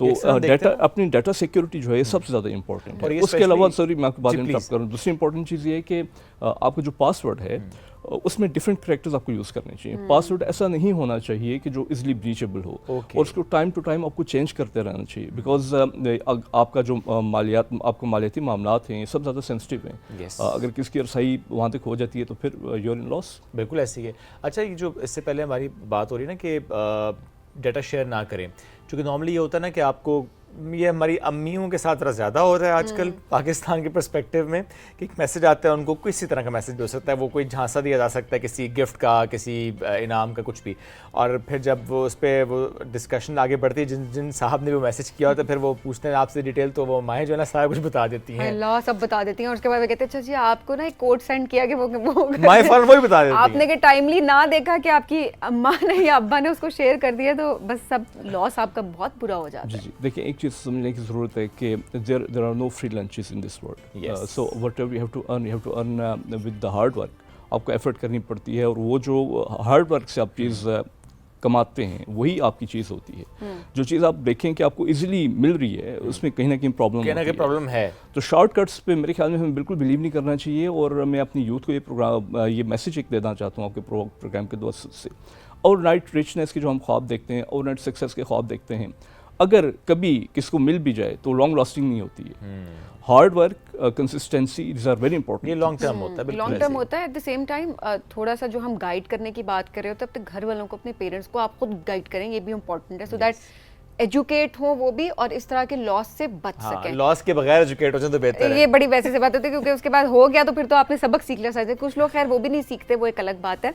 अच्छा एहसन साहब, माइक्रो फाइनेंस बैंकिंग, जी, इसकी जी। बात करें अगर, माइक्रो फाइनेंस कितने तक की ट्रांजैक्शन है, थोड़ा इसको इलेबोरेट कीजिएगा इस टर्म को। मैं इसमें आपको थोड़ा सा बताता हूँ कि माइक्रो फाइनेंसिंग बुनियादी तौर पे है क्या और इसका मकसद क्या है। देखिए माइक्रो फाइनेंसिंग जो है वो डील करती है उन तबकात को जो लो इनकम ग्रुप्स हैं, और इसके अलावा जो स्टार्टअप्स होते हैं जिनके पास फाइनेंशियल रिसोर्सेज नहीं होते, या ऐसे कारोबार जो बहुत छोटे होते हैं, लिमिटेड होते हैं, तो उनको सरवाइव करवाने के लिए, उनको अपने पैरों पर खड़ा करने के लिए, उनकी लॉन्ग टर्म सस्टेनेबिलिटी के लिए माइक्रो फाइनेंसिंग काम करती है और उनको सपोर्ट करती है। अब माइक्रो फाइनेंसिंग जो है उसका मकसद क्या है? उसका मकसद, जैसे मैंने बताया, उसका मकसद ये है कि जो छोटे कारोबार हैं, जो लो इनकम ग्रुप के लोग हैं, उनको इंक्लूड करना, तो फाइनेंशियल सर्विसेज में इंक्लूजन उनको देना, और उनको जितनी भी आपकी इंश्योरेंस से रिलेटेड सर्विसेज हैं, अकाउंट से रिलेटेड सर्विसेज हैं, और लोनिंग है, वो प्रोवाइड करना। तो आजकल जो आपकी, अगर हम कारोबारी कर्ज़ों की बात करें तो 5 लाख तक माइक्रो फाइनेंसिंग जो है कर्ज़े वो स्टेट बैंक ने लो कर दी हैं। तो उससे कम जितनी भी ट्रांजैक्शंस है, नीचे की कोई लिमिट नहीं है, ऊपर 5 लाख तक आपके कर्ज़ों की अगर हम बात करते हैं उसमें, तो ये इसमें माइक्रो फाइनेंस बैंक्स ही माइक्रो फाइनेंस की तरफ हैं कर्जों के पर्सपेक्टिव से। जी, इसमें मैं आपको बताऊं कि आम बैंक्स को अमूमन अलो नहीं करता स्टेट बैंक के आप छोटे कर्जों की तरफ जाएं, माइक्रो फाइनेंसिंग में जाएं। माइक्रो फाइनेंसिंग बैंक्स अलग से मौजूद हैं। अगर पाकिस्तान के इंफ्रास्ट्रक्चर की बात करते हैं तो यहाँ पे इस वक्त तकरीबन 11 माइक्रो फाइनेंस बैंक्स हैं पाकिस्तान के अंदर, और वही माइक्रो फाइनेंसिंग को डील करते हैं। क्योंकि अगर बड़े बिग जॉइंट्स आ जाते हैं इसके अंदर, तो फिर एक तो मैं आपको बताऊँ कि माइक्रो फाइनेंसिंग में जो बड़े बैंक्स हैं वो डील करते हैं कॉर्पोरेट को, वो कमर्शियल को डील करते हैं, एसएमईज को डील करते हैं, मीडियम इनकम ग्रुप से लेके हाई इनकम ग्रुप के जो इंडिविजुअल्स हैं उनको डील करते हैं। फिर वो अपने प्रॉफिटेबिलिटी को मैक्सिमाइज करने के लिए उनका कोशिश ये होती है कि बिग टिकट साइज पे जाएं, और उन वहाँ से प्रॉफिटेबिलिटी अर्न करना आसान होती है। तो इस सारे प्रोसेस के अंदर जो लो इनकम ग्रुप के लोग हैं, जो छोटे कारोबार हैं, वो इग्नोर हो जाते हैं। फिर दूसरी चीज़ ये है कि जो छोटे कारोबार होते हैं, या जो ऐसे इंडिविजुअल्स हैं जो लो इनकम ग्रुप से ताल्लुक़ हैं जिनका, वो जब एक्सेस करने की कोशिश करते हैं अपने कन्वेंशनल बैंक्स को, तो जो उनकी ट्रांजैक्शन कास्ट है या जो उनकी रिक्वायरमेंट्स है उसको मीट नहीं कर पाते। मिसाल के तौर पे अगर एक कर्जा आप लेने के लिए जाते हैं, आपका छोटा सा कारोबार है, तो एक कन्वेंशनल बैंक आपसे कहेगा जी कि मुझे सिक्योरिटी चाहिए, मुझे कोलैटरल चाहिए, तो that won't be possible for you. बिल्कुल ऐसे ही। और फिर उसमें जो कॉस्ट आएगी वो भी बहुत ज़्यादा होगी। जो माइक्रो फाइनेंसिंग बैंकिंग है वो up to a certain level आपको कोलैटरल फ्री लेंडिंग भी प्रोवाइड करती है, और इन सम केसेस आपको इंटरेस्ट फ्री लोन्स भी प्रोवाइड करती है। दैट मींस कि जो माइक्रो फाइनेंस बैंक है ये तो पॉवर्टी एरेडिकेशन में काम कर रहे हैं। एब्सोल्युटली, इसका बुनियादी मकसद ये है कि आप पॉवर्टी को ख़त्म करें, पॉवर्टी को कम करें, और लोगों को अपने पैरों पर खड़ा होने का मौका दें। क्या ये मैंडेटरी भी रखा जाता है बैंक्स के लिए कि आप माइक्रो फाइनेंस वाला एक पोर्शन रखें? जी, अब आजकल तो जो है ना वो माइक्रो फाइनेंसिंग, जैसे मैंने आपको बताया, बैंक से अलग हो गए, लेकिन जो बड़े बैंक्स हैं उनको एसएमईज के टारगेट्स दिए जाते हैं बाकायदा स्टेट बैंक की तरफ से। ऐसी सेक्टर को कितना, स्मॉल सेक्टर कितना फाइनेंस करना है, मीडियम कितना हमने फाइनेंस करना है। फिर आजकल तो जो जेंडर इंक्लूजन है, उसके बाद सोसाइटी के जो डिप्राइव्ड सेक्टर्स हैं उनकी इंक्लूजन है, वो सारा का सारा मैंडेटरी पार्ट बन गया। हाँ, banking मैं का। एक्चुअली आखिर में यही कहना चाहूँगी कि वो थोड़ा सा आप इसको भी इलाबरेट कर दें, वुमेन एम्पावरमेंट को कि किस तरह से फ़रोग़ देता है, because this is very important कि हमारी ख़वातीन घर बैठे वो कुछ करना चाह रही हैं, उनके लिए ये कितना फ़ायदेमंद है। एक चीज़ हमें जो सबसे बड़ी प्रॉब्लम फेस करनी पड़ रही है यहाँ पे माइक्रो फाइनेंस बैंक्स को, वो भी मैं आपको थोड़ा सा बता देता हूँ कि क्योंकि माइक्रो फाइनेंस बैंक्स एक तो कंपटीशन बहुत है माइक्रो फाइनेंसिंग सेक्टर के अंदर, दूसरा उनका टिकट साइज़ बहुत छोटा होता है, तो उनके लिए प्रॉफिटेबिलिटी एक बहुत बड़ा प्रॉब्लम है उसमें। तो ज़्यादातर माइक्रो फाइनेंस बैंक्स ग्रांट्स के ऊपर, सब्सिडीज़ के ऊपर काम कर रहे हैं अभी तक, क्योंकि रसाई भी लोगों तक नहीं है, फाइनेंशियल इंक्लूजन नहीं है, फाइनेंशियल लिटरेसी नहीं है, तो पैसा रिकवर करना भी एट टाइम्स प्रॉब्लम बन जाता है। ख़वातीन की जहाँ तक एम्पावरमेंट की बात है तो सारा बैंकिंग सेक्टर अब तो आप कह सकते हैं they are bound to include women. आपका जो कर्जात आपने इशू करने हैं उसका भी एक सर्टन पोर्शन ख्वातीन के लिए आपने रखना है, फाइनेंशियल इंक्लूजन में अकाउंट ओपनिंग का एक सर्टन पोर्शन आपने ख्वातीन के लिए रखना है। Is a very good thing, क्योंकि आपकी पॉपुलेशन का 50% जो पोर्शन है उसको इंक्लूड करना इकोनॉमिक एक्टिविटी के अंदर, जब तक आपका पूरा सिस्टम रन नहीं करेगा तो आपकी जो इकॉनमी है, आपका जो मुल्क है, उसको ग्रोथ देना बड़ा मुश्किल हो जाता है। बिल्कुल, ऐसा बहुत शुक्रिया प्रोग्राम में ज्वाइन करने के लिए। बहुत अच्छे से आपने आसान अल्फाज में ज़रा इलेबोरेट कर दिया, बिकॉज डिजिटल बैंकिंग जब हम सोच रहे होते हैं हमारे माइंड में आ रहा होता है एक ऐप है और उसके थ्रू जो है आप अपनी ट्रांजेक्शंस करें, बट एक ये बड़ी डोमेन है और ऑब्वियसली इसके अंदर बहुत सारी चीज़ें आती हैं जिसकी अवेयरनेस हम सबको होनी चाहिए। और ऑब्वियसली इसमें बड़ी अच्छी बात होगी कि जब सब लोग इसके ऊपर शिफ्ट हो जाते हैं तो उस तरह से किस तरह से आप ट्रांसपेरेंसी को मेक श्योर करते हैं, अपने बैंक्स का लोड एक तरह से आप कम कर रहे होते हैं, इनफैक्ट अपना भी वक्त आप बचा रहे होते हैं, और किस तरह से आप इकोनॉमी को फरोग दे रहे होते हैं। माइक्रो फाइनेंस बैंक कैसे वो पॉवर्टी रिडिकेशन पे काम कर रहा होता है। एक ब्रेक की तरफ बढ़ना है, ब्रेक से वापस आएंगे, रहिए हमारे साथ। ये है राइजिंग पाकिस्तान।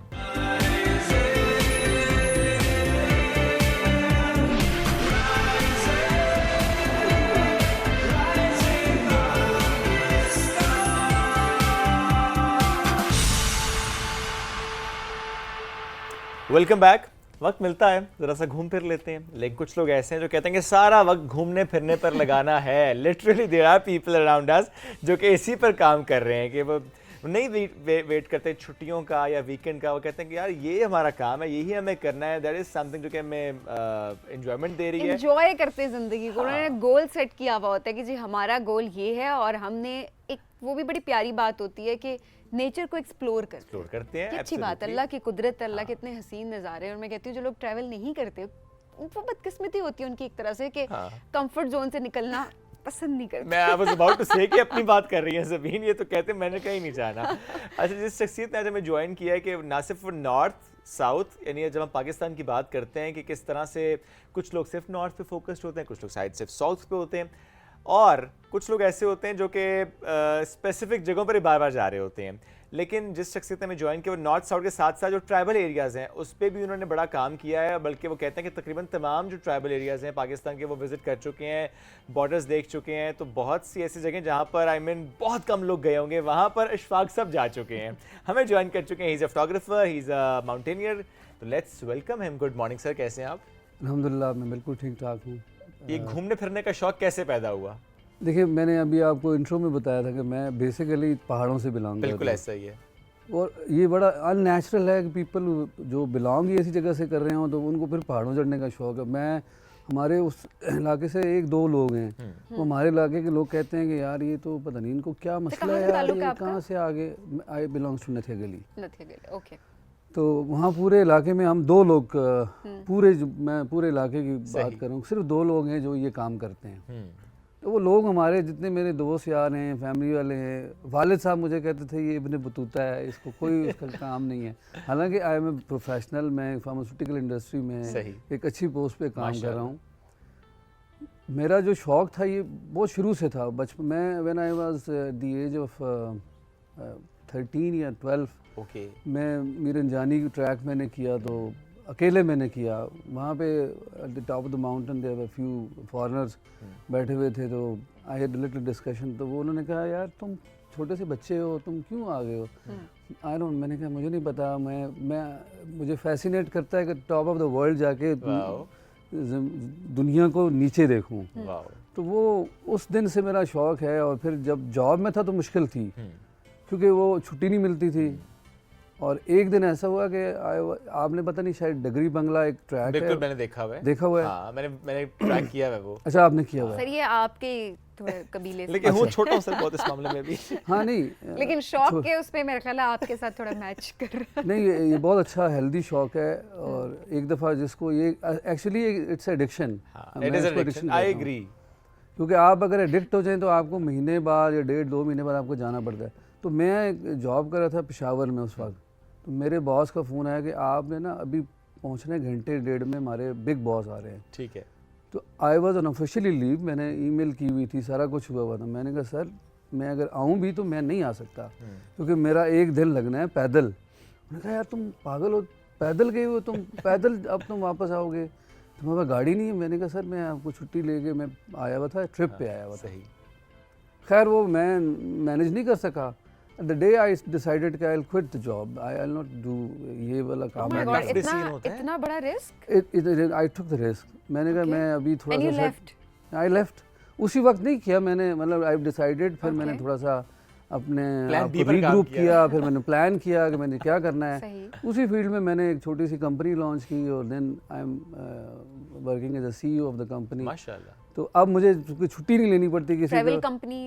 नहीं नहीं, अच्छा, अलग-अलग, पहली okay, okay. कंपनी में तो जॉब करता था, सही। दूसरी कंपनी मैंने अपनी बना ली, फार्मास्यूटिकल कंपनी बना लिया, फार्मास्यूटिकल उसमें कंपनी। एज सीईओ काम करते हैं, इसलिए किसी को जवाब दे नहीं आपकी मैं छुट्टी कर रहा हूँ, आप चले जाते हैं। सर ट्रैवल एरियाज पर आते हैं, क्योंकि बहुत कम लोगों ने एक्सप्लोर किया ट्रैवल एरिया को। अभी आहिस्ता आहिस्ता खुलना शुरू हुए, लोग जा भी रहे हैं, बट थोड़ा सा बताएं कौन कौन से इलाके कहाँ कहाँ गए, ताकि हमारे नाज़रीन को पता चले कि पाकिस्तान की ये साइड भी इट इज़ ब्यूटीफुल और बहुत कम लोग वहाँ तक अभी जाते हैं। देखिए अभी तो थोड़ा सा रिलेटिवली मुश्किल होगा क्योंकि अभी जो हमारा जो ट्राइबल एरियाज़ है वो एडजेसेंट टू अफगानिस्तान है और सही हमारे प्रॉब्लम्स चल रहे हैं, आपको पता है, तालिबान के साथ और बिल्कुल ठीक अफगानिस्तान है, के बट साथ। अदरवाइज चलें हम उस पे नहीं जाते। लेकिन अगर मैंने सारा जो साउथ वज़ीरिस्तान एजेंसी है जिसमें वाना है, वाना के जितने एडजेसेंट एरियाज़ हैं बहुत खूबसूरत है। ओके। अंगूर अड्डा है, फिर रजमक का एरिया है, बहुत खूबसूरत हैं और बड़े लश ग्रीन फॉरेस्ट हैं। बल्कि आपको मज़े की बात बताऊं कि हमारा जो लार्जेस्ट जो फॉरेस्ट है जहाँ से हमें रेवेन्यू जनरेट होता है, ये ड्राई फ्रूट का, इसको बड़ा कॉमन नेम है जब लोग खाते हैं सर्दियों में, चलगोज़ा। वन ऑफ द लार्जेस्ट जो फॉरेस्ट है वो उसमें बहुत है, नायाब। बहुत नायाब है।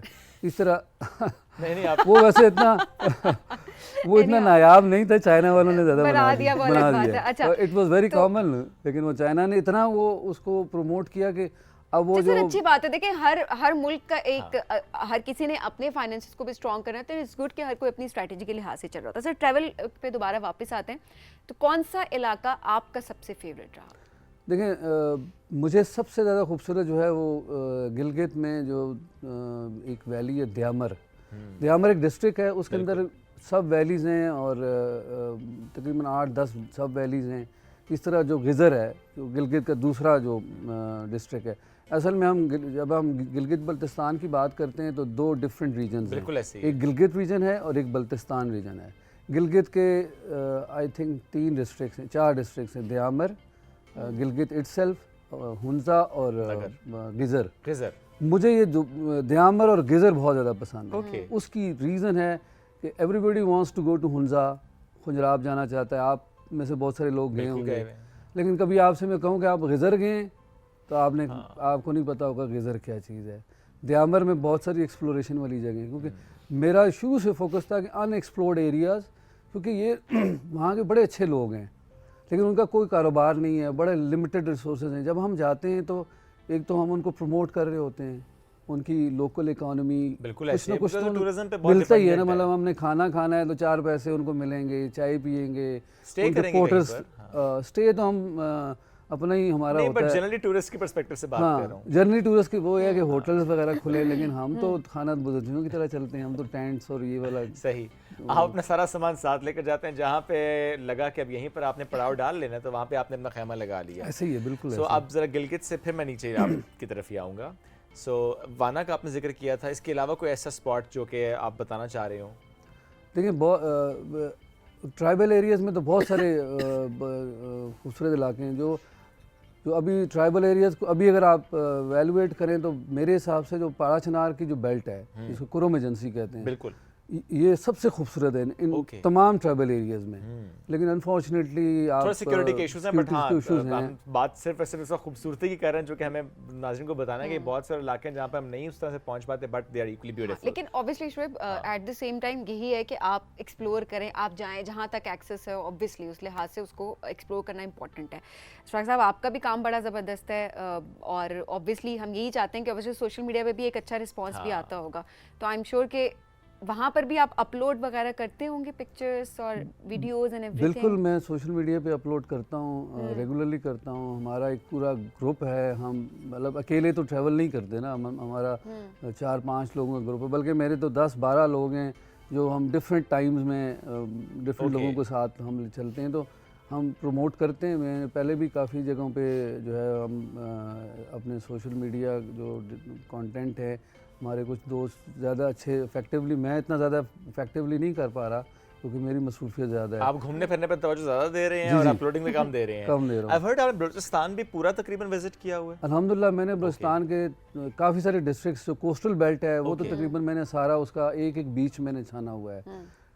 कराची से हम अगर आगे जाएं तो डाम बीच से लेके बिल्कुल। फिर आगे जो हिंगोल का एरिया शुरू होता है उसमें स्पट बंदर है, फिर बुजीको, तनक्को का इलाका, फिर आगे उरमाड़ा, पसनी, गवादर, और गवादर से आगे जो गुप्त बॉर्डर है जो जेवनी वाला जो है जो वो सारा मैंने किया हुआ है। फिर उसमें अगर बलूचिस्तान के दूसरे जो इलाके हैं, खुजदार, वो भी मैंने किए हुए। कोयटा के इर्द गिर्द जितने भी डिस्ट्रिक्ट्स हैं वो मतलब तकरीबन आप कह सकते हैं कि अराउंड 65 to 70% बलूचिस्तान मैंने देखा हुआ है। माशाल्लाह। अच्छा, मैं अगर यूँ रखूँ सवाल के हर इलाके में से एक, यानी हर सूबे या रीजन में से एक इलाका आपने पिक कर दिया, start from Kashmir, Kashmir, Gilgit Baltistan, Punjab, KP, Sindh and Balochistan. तो स्टार्ट फ्रॉम कश्मीर, एक स्पॉट बताएं। नीलम वैली, ऑलराइट, गिलगित बल्तिस्तान में आपने बता दिया गिजर, गिजर, केपी में केपी में स्वात, स्वात, स्वात में स्पेसिफिक कोई पॉइंट? स्वात में जो कालाम और उसके इर्द गिर्द जो कुमराट का एरिया है, Kumrat is beautiful. Alright, Punjab, Punjab actually मैंने बहुत कम अगर एक्सप्लोर किया तो पंजाब में पंजाब कम की किया। आपने कहा। चलें, ऑलराइट, आप बताएं, पंजाब के लोग जरा हमें जरूर बताएं। लेकिन यहाँ पे। सिंध, सिंध में गोरख हिल, गोरख हिल, बिल्कुल सही है, ठंडा इलाका सिंध का। जी, ऑलराइट, एंड देन बलूचिस्तान में entire coastal belt. Entire coastal belt. Great जी, ज़बरदस्त। अच्छा, वैसे में जब आप वीडियोस बनाते हैं सोशल मीडिया पे, जो जितना भी काम आप डालते हैं, रिस्पांस कैसा आता है? हमें बहुत अच्छा रिस्पांस लोग करते हैं। वो अक्सर तो हमें पूछते हैं कि यार रास्ता कैसे है, आप जाएंगे, जाते किस तरह है, हमें ले जाएं, मतलब जिस तरह हमें ले जाएं। तो अच्छा नहीं है, कंपनी मिल जाती होगी साथ के, ठीक है आप भी चलें। नहीं, हम तो लोगों को वेलकम करते हैं, हम कहते हैं आए आप आए। लेकिन अक्सर लोग जो है ना तस्वीरों को ना देख के बड़े फैसिनेट होते हैं। जब हम उनको बताते हैं कि यार हमने अभी जैसे मैं नॉर्थ में जाना है तो हमने गेज़र से ट्रैक करना है और फिर हमने चित्राल जाना है, कहते हैं यार हम चल नहीं सकते। मैंने कहा भाई हम तो गाड़ी पे भी जाते हैं, लेकिन हमारा जो असल जो ब्यूटी है ना, देखिए हम पाकिस्तानी हैं, हम हर जगह, आप सैफुल मलूक गए होंगे, जहाँ पे ज़्यादा रश होता है ना वहाँ इंजॉयमेंट नहीं होती। वहाँ पे आप गन डालते हैं, हम सफाई का हमारा कोई निज़ाम है नहीं है, तो हम हाई अल्टीट्यूड अल्पाइन लेक्स की तरफ जाते हैं, वहाँ पे बिल्कुल सुकून होता है, वहाँ वाकई नेचर होती है। वहाँ नेचर को अगर आप एंजॉय, इसलिए मेरा ट्रैवलिंग से ज़्यादा मैं ट्रैकिंग ज़्यादा करता हूँ। ओके, ट्रैवलिंग तो इसलिए करते हैं कि कुछ लोग हैं वो कहते हैं अब बलूचिस्तान जाना है तो वहाँ पे तो आपको ट्रैकिंग इतनी है नहीं है, बिल्कुल ऐसे ही आपको ट्रैवल ही करना है, क्योंकि वो इतना वास्ट लैंड है कि आप ट्रैक वहाँ करना नहीं कर आसान नहीं सकते, है। वो तो कई घंटों की वैसे ड्राइविंग है। हमने लास्ट ईयर बलूचिस्तान में हिंगोल नेशनल पार्क जी, है, जी। बहुत खूबसूरत पार्क है, उसके अंदर बहुत सारी चीज़ें हैं। उसमें हमने एक पछड़ी ट्रैक है वो किया हमने रमज़ान में, तो मेरे साथ दूसरा दोस्त भी था। तो जब हम ट्रैक करके आए तो वो हमें किसी ने कहा कि यार आप बड़े पागल हैं, क्योंकि ये एरिया इतना सेफ़ नहीं है, आपने ट्रैक कर लिया यहाँ ओके। पे। तो हमने कहा बस हम चले गए, हमने ज़रा थोड़ा अपना आपको लो प्रोफाइल, जब नॉर्थ में जाते हैं तो ज़रा हम अपने आप को प्रोफाइल हाई रखते हैं, सही। लेकिन ऐसी जगहों में जहाँ पे आपको सिक्योरिटी सेट हो, हम ज़रा लो प्रोफाइल में से निकल के जाते हैं। तो आपको पता होता है कहाँ पर आपने किस अंदाज से जाना है, किस अंदाज से रहना है और किस अंदाज से वहाँ पे ट्रैवल करना है। Sir thank you so much. और जो पंजाब की बात आपने की कि आपने कम ट्रैवल किया, मैं आपको एक स्पॉट बता रहा हूँ, लेट्स सी आप पहले वहाँ जाएंगे या मैं। चकवाल कैनियंस, ये एक वो अभी मैं करके आया हूँ। करके आ गए हैं। हाँ जी। वो बहुत प्यारा है, ये तो हमने करके आ गए, मैंने जो जाना है अब उधर। अभी तकरीबन कोई महीना पहले मैं और तहसीन ने जो है वो उसको अच्छा, एक्सप्लोर तहसीन किया। साहब मैं तहसीन जो तहसीन है की वीडियोस के बाद तो मैंने वहां जाने का प्लान किया हुआ है। अच्छा इकट्ठे थे वो आप जो लोग। तहसीन की वीडियो में जो ब्लू कलर का मॉडल था वो मैं था। अरे वाह sir, that is an amazing place जो कि लोगों को नहीं पता। चकवाल में एक तो बहुत दूर भी नहीं है, आई थिंक इट्स हार्डली 1.5 घंटा फ्रॉम इस्लामाबाद। आपको एक बात बताऊं जी, जी। मुझे कि that is in private property. अच्छा सो मैं उसको इसलिए हमने इतने ज़्यादा प्रमोट नहीं कर रहे क्योंकि जिन साहब की है ही इज रिक्वेस्टेड के सर बस उन साहब को मुझे कनेक्ट कराएं, मैंने जाना है वहां पे। He is in London, Alright. He is from arm forces, तो Okay. वो ही डजंट लाइक चलिए ठीक है, वो फिर उनसे हम राब्ता करने की कोशिश करेंगे। बहुत बहुत शुक्रिया आपका प्रोग्राम में ज्वाइन करेंगे। नाज़रीन हम बढ़ेंगे एक ब्रेक के जानिब, स्टे विद अस।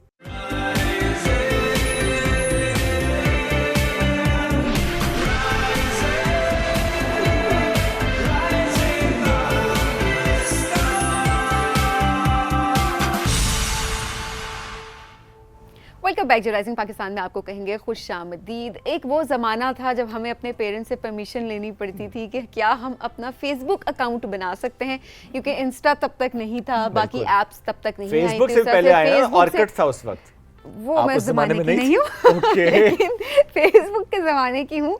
अच्छा उसमें भी ना हमारी एज डिफाइन कर दी जाती है कि अच्छा 9th क्लास में पहुँचोगे तो मैंने जो अपना फर्स्ट फेसबुक अकाउंट बनाया था, I still remember I was in my 9th class. उससे पहले अलाउड नहीं था कि आपने जो है वो फेसबुक अकाउंट अपना बनाना, और शायद पता नहीं इतना ज़्यादा शायद रुझान भी ना हो, I have no idea about that, but मैं 9th क्लास में मैंने अपना अकाउंट बनाया था। एंड देन इसी तरह से मेरे भाइयों की बात करें तो उनको भी एक एज लिमिट थी बताई गई थी। अच्छा उसके बावजूद अभी तक शुएब हम वो जो स्टेटस है ना जो मेरी मेमोरीज में आ रहे होते हैं ना, वो उस जमाने के स्टेटस ना, तो मुझे ना बड़ी एम्बैरेसमेंट हो रही होती कि अल्लाह मैं ऐसा भी सोचता या अल्लाह था। मैं कैसे सोचती थी, अल्लाह मेरी थॉट्स कैसी थी और मैं पोस्ट क्या करती थी। एंड देन यू नो मतलब I just delete all those post. मैं मेमोरी में जाकर उनको डिलीट कर देती व्हाई? बिकॉज एम्ब्रेस करें अपने उस No, I face don't को want to भी। embrace. I'm so sorry. I cannot embrace because आपको एजुकेशन नहीं थी उस बारे में, हमें एजुकेट नहीं किया गया था। तो मैं तो ये सोचती हूँ कि मैंने तो फिर भी एक उस एज में जाकर किया जहाँ पे मैं थोड़ी सेंसिबल थी। बट वो लोग स्पेशली आज की जनरेशन हमारी जो कि हम देख रहे होते हैं कि 3, 4, 5 क्लास के बच्चे जो हैं उनके भी अकाउंट्स होते हैं या वो अपने पेरेंट्स के अकाउंट्स जो हैं उनको यूज़ कर रहे होते हैं।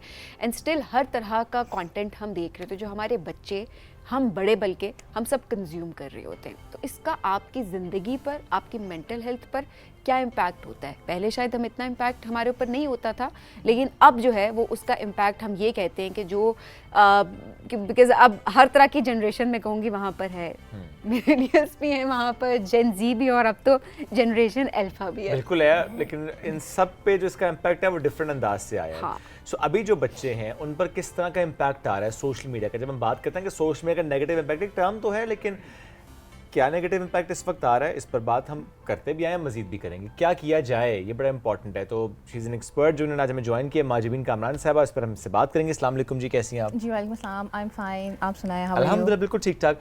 कि कौन सी जनरेशन ज़्यादा अफेक्ट हो रही है, जनरेशन अल्फा, जेन जी या मिलेनियल्स?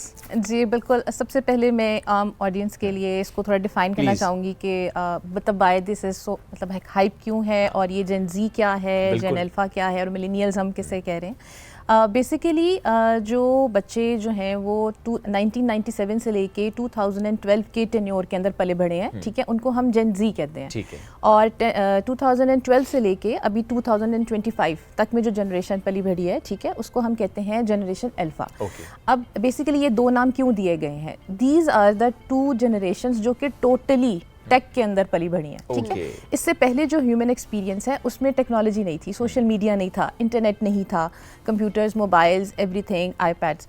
तो ह्यूमन एक्सपीरियंसेस इनके और हमारे बहुत फ़र्क हो गए हैं, ठीक है। अब 1980s से उससे पहले जो जनरेशन है उसको हम मिलेनियल्स कह रहे हैं। ठीक है। तो बेसिकली ह्यूमन रेस ने आज तक ये एक्सपीरियंसेस, बिहेवियरल चेंजेस और जो फिजिकल डेवलपमेंट्स के अंदर इम्पैक्ट्स आ रहे हैं, ये एक्सपीरियंस नहीं किए हुए। सो दैट इज़ वाई इनके साथ इंटरेक्ट करना, इनकी वोकैबलरी, इनकी सोच, इनका विजन हमसे बहुत मुख्तलिफ हो गया हुआ है। सो नाउ अब इनके साथ डील कैसे करना है, ये वर्क कैसे कर रहे हैं, इनके वर्क एथिक्स क्या हैं, इसको समझने के लिए हमने इनको नाम दे दिए हैं। जेन जी है, Gen Alpha the most latest one, और जेन जी वो जनरेशन है जिसने ज़्यादातर लाइक जब अभी मोबाइल फ़ोन्स डेवलप हो रहे थे और सोशल मीडिया जो था उसको आहिस्ता आहिस्ता बूम मिला। लेकिन जो जनरेशन अल्फा है वो टोटली आप कह लें कि इंस्टाग्राम, ट्विटर टिकटॉक जनरेशन है। सोशल मीडिया इन्फ्लुएंसर्स का जो ट्रेंड है वो स्टार्ट हो गया हुआ था, ठीक है। अब इनकी इंस्पिरेशंस, इनकी वो जेन सेलिब्रिटीज जी है। ने किया, अल्फा ने किया। नहीं, जेन जी ने स्टार्ट किया Start था, किया, अल्फा अब जेन को अल्फा जो है वो carry लाइक कर- उसके लिए नॉर्म हो legacy गया को। ना। अल्फा के लिए अल्फा को मिला ही वो ना मिला ही आप वो। देखिए अल्फा का नॉर्मल ही जी था। अच्छा, ये वजह भी है कि हम क्योंकि जनरेशन अल्फा की हम बड़े कम बात कर रहे होते हैं, हम जेन जी बिल्कुल। ज्यादा, बिकॉज ट्रेंड सेटर होने की वजह setters से वो हैं, सारे बिल्कुल। उल्टे काम सीधे काम बिल्कुल, देखिए उन्होंने जो इंटरनेट, बेसिकली जो इंटरनेट की ग्रोथ है, सोशल मीडिया की जो सारी डेवलपमेंट है वो उस टेन्योर में हुई हुई है, Okay. ठीक है। अब उनकी जहाँ पीक आई, जेनजी की जो पीक थी, ठीक है, वो जेन अल्फा का स्टार्ट था। यू कैन लाइक Yes, ये कितना अच्छा जुमला है। जेन जी के पीक जो है वो जेन अल्फा का स्टार्ट था। आई एम जस्ट वंडरिंग कि जेन अल्फा की पीक किसी और जनरेशन का स्टार्ट होगा। बिल्कुल, चलो उस पर तो बाद में जाएंगे।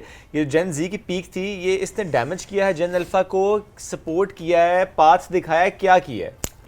इसको भी अंडरस्टैंड करते हैं हम। देखें, सबसे पहले एक ह्यूमन जो डेवलपमेंट है या एक एज अ ह्यूमन अगर हम स्टडी करते हैं ना, तो हमारे 4 कंपोनेंट्स हैं जिनके ऊपर हमने फोकस करना होता है। जब छोटा बच्चा, लाइक हमारी एक फिजिकल बॉडी है, ठीक है, फिर उसके बाद हमारा ब्रेन है, ब्रेन डेवलपमेंट है, ठीक है, फिर हमारी सोशल एंड इमोशनल स्किल्स होती हैं। 4th कंपोनेंट होता है स्पिरिचुअल, लाइक उसको भी हम साइड पे अगर रख लेते हैं। तो अगर आप ये देखें कि फ़िज़िकली अगर हम इम्पैक्ट की बात करें, फ़िज़िकल ग्रोथ की बात करें, तो देखें जो फ़िज़िकल हमारी एक्टिविटीज़ थी वो बिल्कुल बहुत ज़्यादा रिड्यूस हो गई, ठीक है ना, ड्यू टू दिस। उसके बाद जो इफ़ेक्ट्स आ रहे हैं अब नॉन स्टॉप 6 to 7 आवर्स, जेन जी का इतना ज़्यादा इम्पैक्ट नहीं था कि उस वक्त जो है वो मोबाइल फ़ोन्स, आईपैड्स हर एक को अवेलेबल नहीं थे उस तरह से। लेकिन अब उसके बाद जो जनरेशन आई है, 2012 के बाद से जो जनरेशन आई है, iPads very common, mobile phones छोटी एज में बच्चों को हमने दे दिए। अब उससे इम्पेक्ट क्या आना शुरू हुआ कि जब आप ब्लू लाइट बहुत ज़्यादा यूज़ करते हैं, ठीक है ना, 3 to 4 आवर्स पर डे एक नॉर्मल बच्चे का, it's like in every house, हर घर की कहानी है, ठीक है।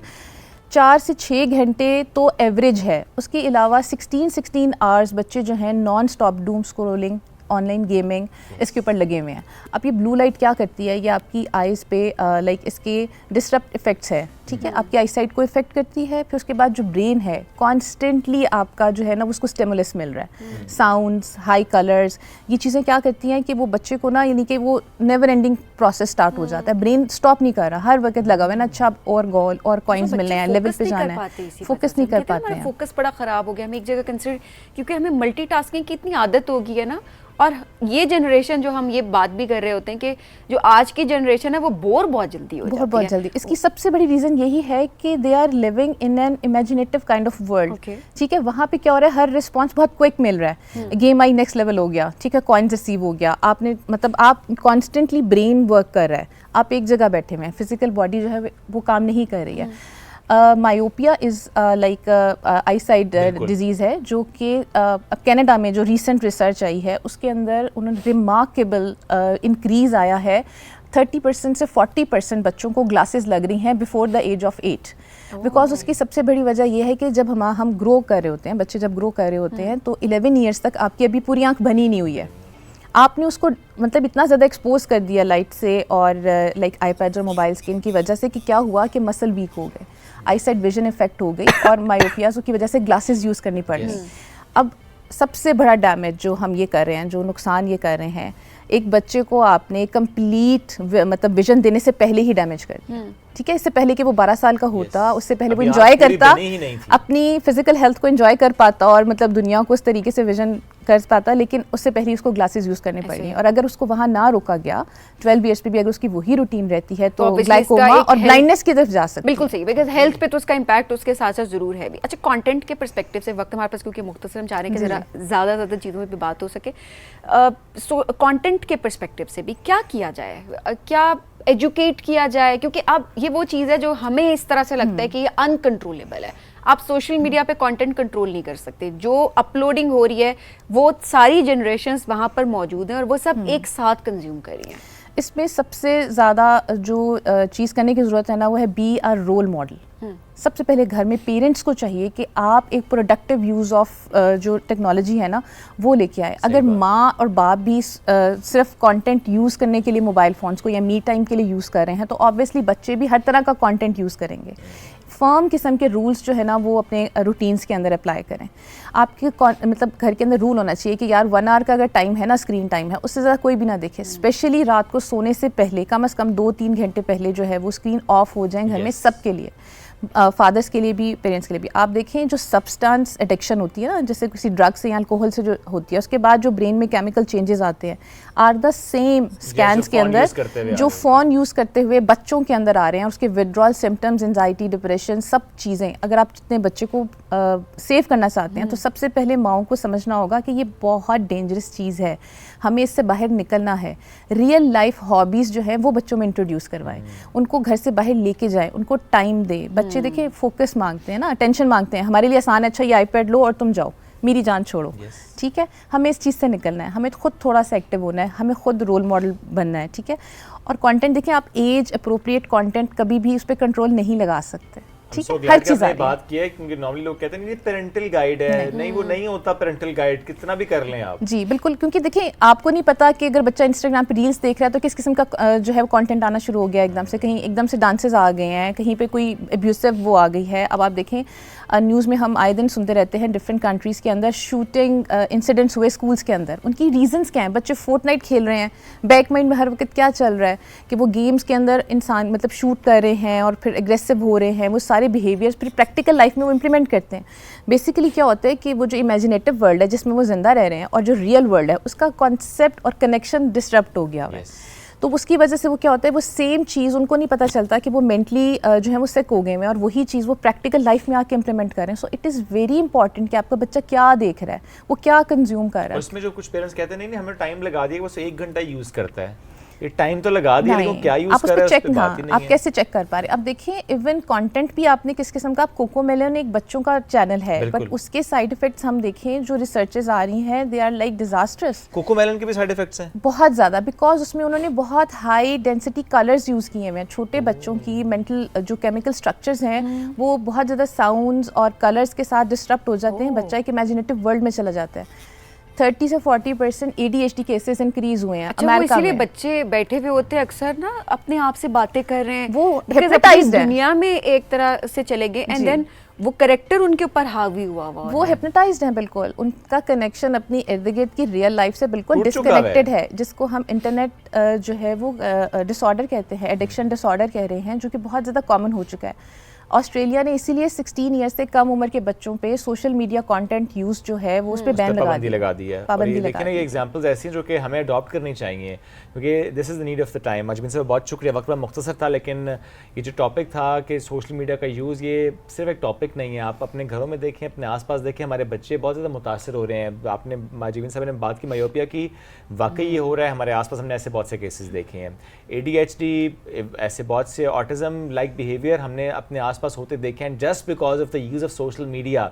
सो वो जो टाइम सिर्फ लगा देना कि अच्छा 1 घंटा इस्तेमाल करता है, या मैं देख रहा हूँ कि वो कौन से कंटेंट इस्तेमाल करता है, उससे बहुत बेहतर है कि आप वो फोकस करें उस बच्चे की फिजिकल एक्टिविटीज़ पर, ताकि वो कम से कम सोशल मीडिया यूज़ करेंगे। वो तब करेगा जब हम, यानी आप खुद कम इस्तेमाल करेंगे सोशल मीडिया का, कि अगर हम सिर्फ रील्स देखेंगे तो बच्चे भी वही काम करेंगे। एनीवेज जी, हमारे वक्त मुख्तसर था हमारा वक्त। आपसे मुलाकात दोबारा करेंगे कल। बहुत सा ख्याल रखिए, दुआ में याद रखिए। अल्लाह हाफ़िज़।